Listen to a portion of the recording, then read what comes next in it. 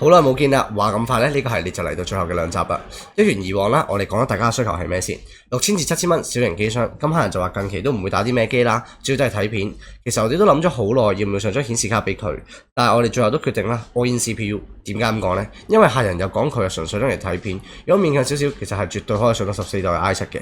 而且火牛呢，我哋會用相對好少少嘅，等佢日後有機會啦，都可以上翻張好少少嘅顯示卡，例如 RTX 1070、1070 Super 等等啦。呢個亦都係呢個客人嚟緊嘅心水，但係現階段同埋 budget 情況下呢，就唔會考慮啦。然後就講下今集嘅重點啦，就係客人本身其實只係想用256G嘅 SSD 同埋加隻 hard disk 就算。如果呢個方案放喺2年前，我哋會覺得好合理嘅，因為當時 SSD 嘅價錢都仲係好高啦，變咗 hard disk 就會相對大翻少少。但係其實只係相對，因為呢幾年 SSD 價錢急速回落啊，而家1TB Gen3 M.2 嘅價錢其實只係同當年512G 差唔多，而512G 就變咗250G 嘅價錢，可以話係半價。而且 SATA、SSD 價錢都回落咗，即使你有大容量嘅需求，其實2TB SATA、SSD 嘅價錢都只係同2TB hard disk 相差唔夠400蚊。但考慮到 SSD 嘅優勢，又快啦又靜啦，真係冇咩可能揀低容量嘅 hard disk。老實講啊，我哋都覺得非常之可惜，因為 hard disk 曾經都代表咗一個時代，但係數據上顯示上年啊 RG 我哋 hard disk 嘅出貨量啊，全年可能有3位數，今年已經得翻2位數，